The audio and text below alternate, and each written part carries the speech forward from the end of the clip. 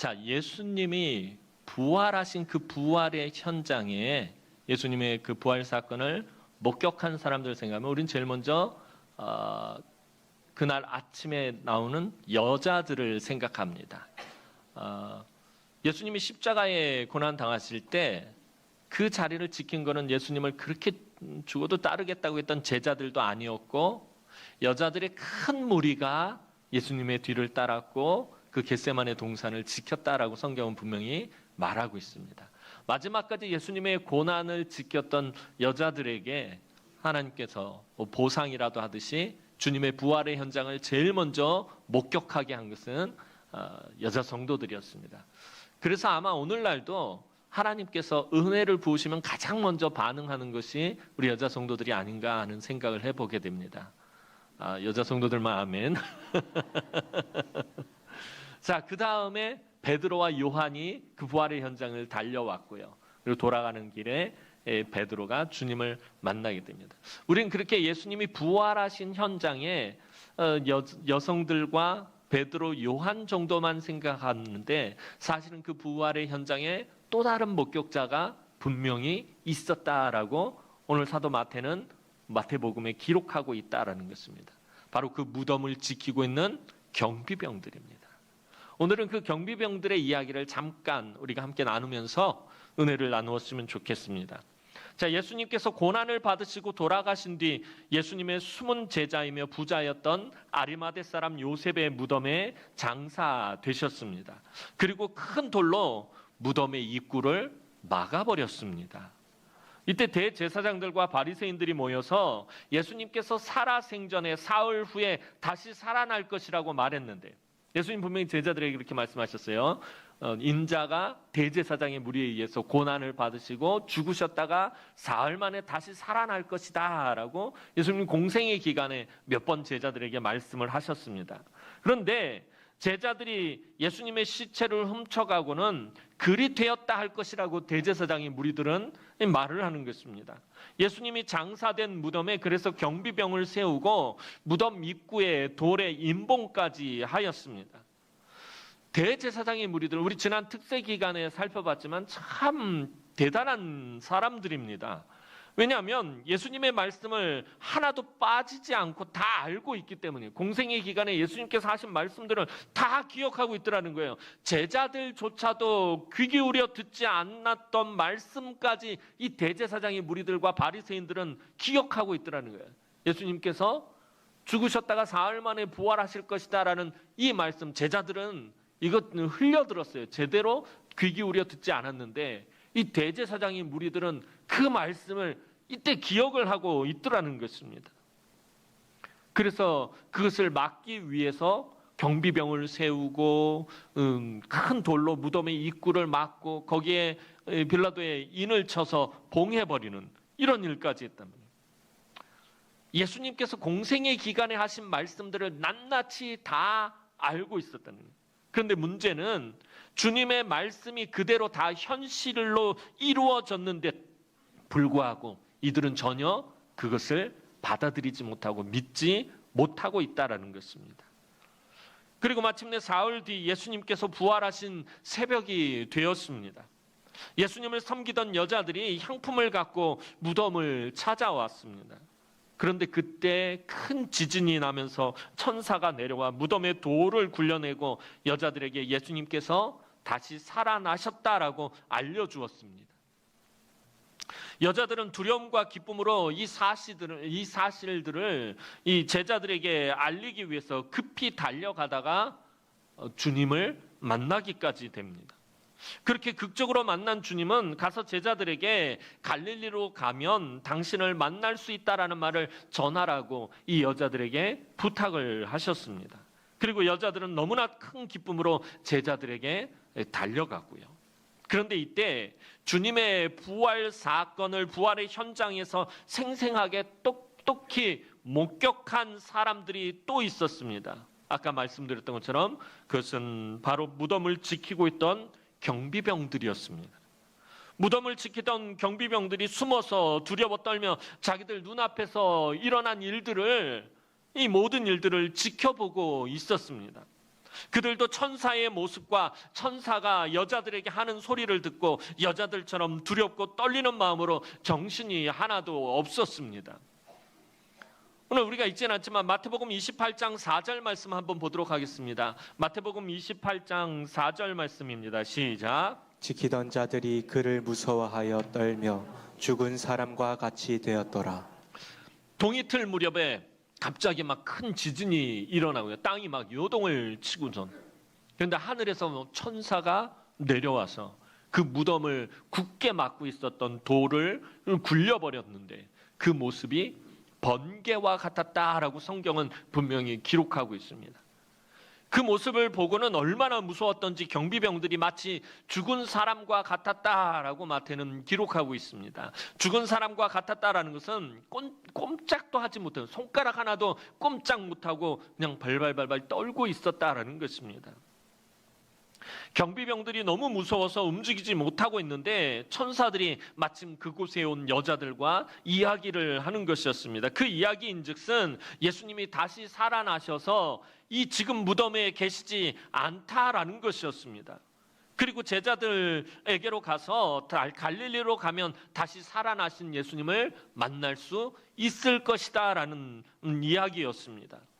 천사들의 말을 듣고는 여자들은 제자들에게로 온 힘을 다해서 달려갔습니다. 낙심과 절망 속에 예수님의 무덤을 찾았던 여자들은 그 낙심과 절망을 한순간에 깨트려 버릴 소식을 가지고 너무나도 큰 기쁨으로 아주 급히 제자들을 향해서 달려갑니다. 11절 말씀 보겠습니다. 오늘 본문 11절 말씀입니다. 시작. 여자들이 갈 때 경비병 중 몇이 성에 들어가 모든 된 일을 대제사장들에게 알리니.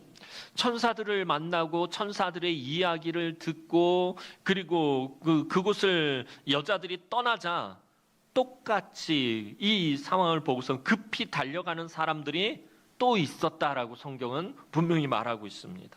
바로 그 무덤을 지키던 경비병들이었습니다. 그런데 이들은 여자들이 달려간 곳과 전혀 다른 곳으로 달려갔습니다. 이들이 달려간 곳은 바로 대제사장이었습니다. 그들이 대제사장에게로 달려가서 조금 전 새벽에 있었던 일을 그대로 낱낱이 보고합니다. 그런데 이런 사실을 들은 대제사장과 그 무리들 정말 엉뚱한 일을 자행합니다. 12절 말씀 보겠습니다. 오늘 본문 12절 말씀입니다. 시작. 그들이 장로들과 함께 모여 의논하고 군인들에게 돈을 많이 주며. 대제사장의 무리들은 그 부활의 현장을 생생하게 목격했던 경비병들을 지금 돈으로 매수하려고 했던 것입니다. 아주 간악한 방법으로 주님을 십자가에 못 박게 한 자들인데 그보다 더한 일도 못할 리는 없었을 것입니다. 제사장의 무리는 경비병들을 돈으로 매수해서 제자들이 예수의 시체를 훔쳐갔다라고 그렇게 말하라고 그렇게 이야기합니다. 13절 말씀 보겠습니다. 오늘 본문 13절 말씀입니다. 시작. 이르되 너희는 말하기를 그의 제자들이 밤에 와서 우리가 잘 때에 그를 도둑질하여 갔다 하라. 그리고 경비병들은 돈을 받고는 그렇게 하기로 결정했습니다. 그래서 많은 유대인들이 제자들이 예수님의 시체를 훔쳐갔다라고 믿게 되었다라고 마태는 마무리를 짓고 있습니다. 예나 지금이나 뇌물은 잘 통하는가 봅니다. 돈으로 매수되어서 자신의 눈앞에서 생생하게 벌어진 진실을 자신 스스로도 믿지 않는 자들이 되어버린 불쌍한 사람들이 사실 이 경비병입니다. 얼마나 영광스러운 자리였겠습니까? 여러분, 예수님 부활하는 그 현장에 있었다라는 것만 해도 이건 놀라운 은혜고 놀라운 축복입니다. 그런데 그 현장에 있었고 그 모든 것들을 목격, 천사가 내려와서 돌을 굴리는 것을 목격했고 그 번개 같은 천사의 형상을 목격했던 이 사람들이 그 사실을 자신 스스로 믿지 못하는 자들이 되어버렸다라는 것입니다. 예수님께서 부활하신 사실을 똑같이 목격한 여자들과 경비병의 행동은 너무나도 달랐습니다. 여자들은 기쁨으로 그 소식을 전하며 그 사실을 분명하게 믿었지만 경비병은 그러하지 못했습니다. 지진이 나고 천사들이 내려와서 큰 돌을 굴리고 주님이 부활하신 현장을 분명히 목격했지만 경비병들은 그 사실을 믿으려 하지 않았다는 것입니다. 돈 몇 푼에 자신의 양심을 팔고 진실에 눈 감아버렸고 사실을 왜곡하며 거짓을 퍼뜨려버렸습니다. 오늘 진실을 돈 몇 푼에 외면했던 경비병들은 사실 대제사장의 무리에 속한 사람이 아니라 원래 빌라도가 보낸 로마의 병사들이었습니다. 그런데 이 로마의 경비병들이 원래대로라면 자기 직속 상관인 빌라도에게 이 사건을 빨리 가서 보고를 해야 되는데 그런 것이 아니라 대제사장에게로 달려가서 이 사실을 알린 것은 자신들이 책임을 져야 했기 때문에 이 문제. 왜냐하면 그 무덤을 지킨 이유가 뭐예요? 예수님의 시체를 제자들이 훔쳐가지 못하도록 막기 위해서 그 자리를 지키고 있었던 건데 예수님의 시체가 부활하심으로 인해서 예수님의 시체가 당연히 없죠. 그곳에 없는 상황이기 때문에 그러면은 이 로마의 경비병들이 반드시 책임을 져야 했다는 거예요. 로마법에 따라서 아주 엄중한 처벌을 받아야 했기 때문입니다. 천사가 하늘에서 내려와서 돌문을 굴리고 십자가에서 죽었던 예수가 살아났다라고 또 가서 만약에 빌라도에게 보고한다면 빌라도가 이 사실을 믿겠느냐라는 거예요. 이놈들 밤새 술 먹고 헛것을 봤다는 거예요. 직무유기로 도리어 자기들을 벌할 것을 분명히 이 경비병들은 알았던 것입니다. 그래서 예수를 십자가에 못 박는 일에 가장 앞장서고 무덤을 지킬 것을 요구했던 이 대제사장에게로 먼저 달려간 것이었습니다. 경비병들의 그 두려워하는 마음을 잘 알고 있었던 이 간교한 대제사장이 무리들. 빌라도에게 분명히 처벌을 받을 것 때문에 지금 전전긍긍하고 있었던 이 경비병들의 마음을 알고 있던 이 간교한 대제사장의 무리들이 이들을 돈으로 매수할 뿐만 아니라 그들을 위하는 척하며 회유합니다. 14절 말씀 보겠습니다. 오늘 본문 14절 말씀입니다. 시작. 만일 이 말이 총독에게 들리면 우리가 권하여 너희로 근심하지 않게 하리라 하니. 이 말이 총독에게 들리면 우리가 권하여 너희로 근심하지 않게 하리라 하니. 이게 무슨 말이냐면 대제사장의 무리들은 자신들이 빌라도 총독에게 잘 얘기해 줄 테니 걱정하지 말고 돌아가서 자기들이 알려준 대로 예수의 제자들이 예수의 시체를 도둑질해 갔다라고 말하라는 것이었습니다. 너희들이 보지 않았느냐? 빌라도 우리 말에 꼼짝 못한다. 그래서 예수를 십자가에 못 박게 내어주지 않았느냐? 빌라도가 그렇게 살려주려고 애썼지만 결국에 우리 힘에 꺾여서 너희 총독이 예수를 십자가에 못 박지 않았느냐? 우리가 가서 너희 총독에게 말을 잘 해줄 테니까 너희들 근심하지 말라. 걱정하지 말라. 그냥 우리가 시킨 대로만 이 돈 받고 가서 해라라고 그렇게 말한 것이었습니다. 현장에 없던 대제사장의 무리들은 둘째치고라도 천사를 목격하고 천사가 전해준 부활의 소식을 듣고 그 부활의 현장에 있었던 경비병들의 모습은 사실 도무지 이해가 가지 않습니다. 말씀을 묵상하면서 만약 저와 여러분들이 경비병들이라면 이 현장을 목격을 했어요. 큰 지진이 일어나고 천사가 하늘에서 내려와가지고 그 엄청나게 무겁고 큰 그 무덤의 돌을 굴려버리는 번개 같은 형상으로 지금 내 눈앞에 있단 말입니다. 그것을 목격했는데 어떻게 이렇게 반응을 할 수 있느냐라는 거예요. 말씀을 계속 묵상하면 할수록 도무지 이해가 가지 않는 것입니다. 어떻게 저렇게 완악할 수가 있는 것일까? 그 엄청난 현장을 목격하고 어떻게 이렇게 반응할 수 있는 것일까 하는 생각이 들었어요. 그런데 한 가지 또 말씀을 묵상하면서 또 이상했던 것은 그 부활의 현장에서 제자들에게 달려갔던 여자들에게는 예수님이 나타나셔서 그녀들을 만나주시고 말씀을 나누셨는데 왜 동일한 부활의 현장에 있었던 이 경비병들에게는 주님이 나타나지 않으셨느냐라는 거예요. 부활의 복음, 이 본문들을 살펴보면서 그런 생각이 문득 드는 거예요. 아니 왜 여자들에게는 나타나셨는데 그 부활의 현장이 똑같이 있었잖아요. 여자들도 있었고 경비병들도 있었고 둘 다 돌아가는 길이었고요. 그런데 예수님께서 이 여자들에게 나타나셔서 말씀을 나누고 가서 제자들에게 갈릴리로 가면 나를 만날 수 있다라고 전해라 그러면서 그들을 위로하시고 부활하신 당신을 보여주셨단 말이에요. 그런데 왜 이 경비병들 똑같이 그 부활의 현장을 목격한 이 경비병들에게는 나타나지 않으셨느냐라는 것입니다. 그들에게 나타나셔서, 경비병들에게 나타나셔서 빌라도에게 가서 내가 부활했다라는 부활의 소식을 전하라고 말씀하셨으면 더 좋았을 텐데. 그렇지 않았겠어요? 그 부활의 현장을 목격한 그 경비병들에게 예수님이 나타나셔가지고 너희 총독 빌라도에게 가서 내가 살아났다라고 부활의 소식을 전하라라고 하셨다면 정말 좋았을 텐데. 그리고 이렇게 뭐라 할까요? 좀 고구마를 먹은 것 같이 답답했던 것 중에 하나가 뭐냐면, 그렇게 간악하게 굴던 대제사장이 무리들에게도 예수님 팍 하고 나타나가지고 펑 하고 나타나신 다음에 네 이놈들 내가 다시 살아났다라고 외치셨다면 정말 사이다를 막 벌컥벌컥 들이마신 것 같이 속이 다 후련했을 텐데, 우리 특세 기간에 봤잖아요. 이 대제사장 무리들이 얼마나 간악하고 간교하고 온갖 악한 짓을 다 했잖아요. 부활하신 예수님이 딱 나타나셔서 부활하신 당신을 보여주셨다면 얼마나 속이 시원했겠느냐라는 거예요. 그런데 예수님은 대제사장의 무리들은 쳐다보지도 않으셨어요. 오늘 이 부활의 현장에 있었던 그 경비병들에게도 나타나지 않으셨다는 거예요. 보여주지 않으셨어요. 여러분, 복음서를 잘 살펴보면 부활하신 이후의 예수님의 행보가 특이하다라는 것을 하나 발견했어요. 예수님은 부활하신 이후에 믿음이 없는 자들에게는 나타나지 않으셨다는 거예요. 아무에게나 나타나지 않으셨다는 거예요. 이때부터는, 부활하신 다음부터는 오직 예수를 믿는 자들에게만 나타나셨다는 것입니다. 이제부터는 예수를 만나려면 어떻게 해야 된다는 거예요? 믿음이 있어야 한다는 거예요. 예수님이 부활하신 이후에는 믿음이 없으면 예수님을 만날 수가 없다는 거예요.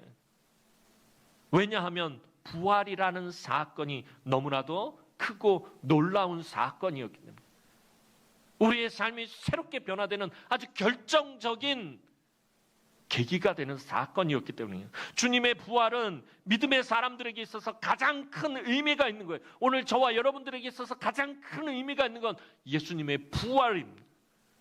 왜냐하면 부활은 인간의 구원의 길을 완전히 열어놓은 것을 확증하는 역사적인 사건이기 때문입니다. 주님께서 나의 죄를 위해서 고난받으시고 십자가에서 대신 죽으셨다 부활하신 사실을 믿는 사람들만이 구원을 얻기 때문입니다. 아무리 예수님이 부활하신 것을 보고 천사가 말한 것을 들었다 해도, 천사가 엄청난 일을 행하는 것을 목격했다 해도 그것을 믿지 못하면 절대로 구원받을 수가 없다라는 것입니다. 예수님이 살아생전에 행하신 수많은 기적을 직접 보고도 믿지 못했던 대제사장인 무리들, 바리새인들, 예수님 공생의 기간에요, 예수님 뒤를 늘 따라다니던 사람들 중에 바리새인들이 있었고 서기관들이 있었고 사두개인들이 있었고 대제사장들의 끄다풀들이 있었어요. 예수님이 얼마나 놀라운 기적들을 행하셨어요. 공생의 3년 반 동안 엄청난 일들을 행하신 것을 목격한 그 무리들이 결국에 예수님의 부활도 사실로 받아들이지 못하고 있다는 거예요. 엄청난 기적을 체험하고 목격하고도 예수님을 믿지 못했다는 거예요. 예수님을 믿지 못하면 그 부활의 사실도 받아들이지 못하는, 예수님 이때부터는 그 사실을 믿지 못하고 받아들이지 못하는 자들에게는 나타나지 않으셨다는 것입니다. 당신을 보여주시지 않으셨어요. 그래서 오늘 경비병들이나 대제사장의 무리들에게 나타나지 않으신 것입니다. 그런데 문제는 오늘 살아가며 예수를 믿는다라고 말하는 우리도 사실은 경비병들과 같은 삶을 살지는 않는지 우리 자신을 정직하게 살펴볼 수 있어야 합니다. 우리 지금까지 살아오며 많은 하나님의 말씀을 수없이 들었습니다. 여러분, 하나님의 말씀을 수도 없이 읽고 묵상하고 저와 우리 교육자들의 설교를 듣고 또 여러 가지 방송 매체를 통해서 기라성 같은 목사님들의 그런 수많은 말씀을 참 많이 들었습니다. 또 여러분들이 지금까지 살아오면서 하나님의 은혜를 수도 없이 여러분들 누려왔어요. 하나님의 은혜를 여러분들 목격하고 그걸 체험하고 그렇게 왔어요. 그런데 내 삶에 조금만 어려움이 찾아오면 근심과 걱정과 원망으로 하나님의 확증된 사랑을 잃어버린다는 거예요. 여러분이 낙심하고 근심하고 걱정하고 원망하는 삶을 산다면, 내가 예수를 믿노라고 말하면서, 내가 부활하신 예수님을 믿는다라고 말하면서 여전히 근심하고 낙심하고 걱정하고 원망하고 불평하고 원통함을 가지고 그런 삶을 산다면, 그것은 여러분 스스로가 십자가의 도를 미련한 것으로 만드는 것입니다. 사도 바울은 고린도전서 1장 18절에 이렇게 말합니다. 십자가의 도가 멸망하는 자들에게는 미련한 것이요 구원을 받는 우리에게는 하나님의 능력이라. 십자가를 통해서 하나님이 우리에게 주신 삶은 하나님과 화목하게 되는 삶입니다. 그런데 우리가 늘 근심과 걱정과 불평과 원망과 낙심의 마음을 품는다면 우리는 본질적인 삶을 왜곡하는, 하나님이 우리에게 주신, 예수님이 고난을 당하시고 부활하심으로 우리에게 주신 그 새로운 삶, 그 본질적인 삶을 왜곡하는 것이 된다라는 것입니다. 로마서 5장 8절 말씀 보도록 하겠습니다. 로마서 5장 8절 말씀입니다. 시작. 우리가 아직 죄인 되었을 때에 그리스도께서 우리를 위하여 죽으심으로 하나님께서 우리에 대한 자기의 사랑을 확증하셨느니라. 하나님은 우리에게 하나님의 사랑을 확증하며 우리의 본질을 새롭게 입력하셨어요. 억만가지 죄를 짓는 죄인이라는 그러한 우리를 예수님의 고난과 예수님의 부활하심을 통해서 우리의 본질을 새롭게 입력하셨다는 거예요. 새로운 피조물로 하나님 그렇게 입력하셨어요. 그런데 우리의 삶의 현상의 출력은 무엇으로 나타나고 있느냐는, 예수님의 고난과 부활을 통해서 하나님은 우리의 삶을 새롭게 입력하셨는데, 그런데 우리의 삶에서 우리가 출력하는 삶의 모습들은 너무나 연약한 모습들일 때가 많다라는 것입니다. 사랑하는 성도 여러분, 오늘 여러분은 부활절 예배를 지금 드리고 있는데, 부활의 신앙을 여러분들 가지고 계십니까? 부활의 믿음이 없이는 여러분 구원의 확신이 있을 수가 없습니다. 어떤 분들은 그래요. 내가 정말 기적을 체험하고 내가 생생하게 내 삶에서 예수 그리스도께서 살아나셨다는 것을 목격한다면 나는 그것을 믿을 수 있겠다라고 어떤 증거, 믿음의 증거를 요구하시는 분들이 있어요. 그게 덧없는 것이 오늘 본문을 보면은 부활의 현장이 분명히 있었음에도 불구하고 그것을 믿지 못한다라는 거예요. 부활의 증거가 있어야 믿는 사람은 그건 참된 믿음이 아니다라는 것입니다. 믿음은 바라는 것들의 실상이요 보이지 않는 것의 증거라고 성경은 분명히 말하고 있다라는 것입니다. 여러분, 저와 여러분들이 복된 것은 보지 않아도 믿을 수 있는 믿음이 저와 여러분들에게 있다라는 것입니다. 주님은 분명히 보지 않고도 믿는 자가 더 복되다라고 말하고 있다라는 거예요. 여러분, 내 삶에 확실한 기적이 없어도, 확실한 증거가 없어도 예수가 부활하셨다는 거예요. 예수가 내 모든 죄를 지고 십자가에서 고난당하시고 죽으셨다, 부활하셨다라는 사실을 믿는 그 사람이 세상에서 가장 복 있는 사람이며 가장 복된 사람인 것입니다. 사랑하는 성도 여러분, 이제 주님이 다시 이 땅에 오시는 날, 주님이 다시 이 땅에 오시는 날, 우리는 주님이 부활하셨던 몸처럼 되어서 주님과 함께 영광의 구원의 잔치에 참여하게 될 것입니다. 오늘 부활절입니다. 2000여 년 동안 부활절이 계속해서 있어 왔습니다. 여러분, 나에게 있어서의 부활의 의미를 되새겨보고 나에게 예수님의 고난과 부활에 대한 확신이 있는지 살펴보고 하나님께 다시금 은혜를 구하는 우리 성도들이 되기를 소망합니다. 오늘 경비병들과 같은 모습이 아니라 하나님이 나에게 그토록 많은 은혜를 베풀어 주시고 나에게 복을 베풀어 주시고 지나온 삶을 위로해 주시고 은총을 베풀어 주셨음에도 불구하고 그 모든 것들을 순식간에 잊어버리고 경비병들과 같은 그런 모습으로 살아가고 있지는 않은지 여러분, 우리 자신을 정직하게 살펴보고 하나님께 다시금 은혜를 구하고 그 은혜 앞으로 나아가는 우리 성도들이 되었으면 좋겠습니다. 또한 주님의 부활의 소식을 전하기 위해 다름질치며 달려간 여인들처럼 주님의 부활의 소식을 전하는 증인의 삶을 살아가는 우리 성도들이 되었으면 좋겠습니다. 오늘 이 부활의 처음 증인은 이 여자들이었습니다. 가서 제자들에게 그 사실을 증언했어요. 근데 제자들이 그것을 잘 받아들이지 못합니다. 제자들조차도 예수님의 부활의 소식을 받아들이지 못합니다. 부활을 증거한다는 건 이렇게 어려운 거예요.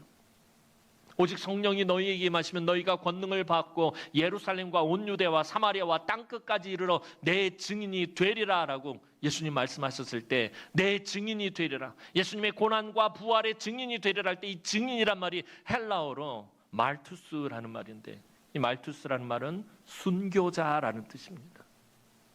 여러분, 예수님의 증인이, 고난과 부활의 증인이 된다는 건 고난과 부활의 순교자가 된다는 의미입니다. 예수를 믿는다라는 것은요, 순교자의 삶을 사는 것입니다. 예수님이 내 죄를 위해서 십자가에서 고난당하셨고 그 사망 권세를 깨고 나를 위해서 다시 살아나셨다라는 것을 증거하는 것은요, 순교자의 심정으로 해야 된다는 거예요. 예수 믿는 건 그렇다라는 것입니다. 부활절에만 우리가 그냥 잠깐 감사하고 기뻐하는 것이 아니라 우리가 일평생 예수의 고난과 예수의 십자가와 예수의 부활을 순교자의 마음으로 증거하는, 우리의 삶 가운데서 그것을 증거하는 복된 우리 남흥의 모든 성도들이 되기를 주님의 이름으로 축원합니다. 기도드리겠습니다. 사랑과 은혜가 많으신 아버지 하나님, 은혜와 사랑을 진심으로 감사를 드립니다. 날마다 우리 삶 가운데서 하나님이 베풀어 주신 그 놀라운 은혜들을 늘 목격하고 체험하고 그 풍성하신 은혜와 사랑을 누리며 살면서도 하나님, 오늘 경비병들처럼 그 사실을 조금만 고난이 찾아와도 잊어버리고 하나님, 세상의 헛된 길로 나아갈 때가 많은 우리의 연약한 모습을 보곤 합니다. 아버지 하나님, 오늘 우리가 주님께서 나를 위해서, 그 누구도 아닌 나를 위해서 고난당하시고 사망을 깨고 부활하셨음을 하나님 믿게 하시고 그 믿음으로 살아가게 하시고 그것을 증거하는 삶을 살아갈 수 있도록 하나님께서 은총을 베풀어 주옵소서. 이 여자들과 다른 목격자들이 되는 것이 아니라 이 여자들처럼 그 부활의 기쁨에 참여하고 그 부활을 증거하는 삶을 살아갈 수 있도록 하나님 은총을 베풀어 주옵소서. 감사를 드렸고 예수님의 이름으로 기도하옵나이다. 아멘.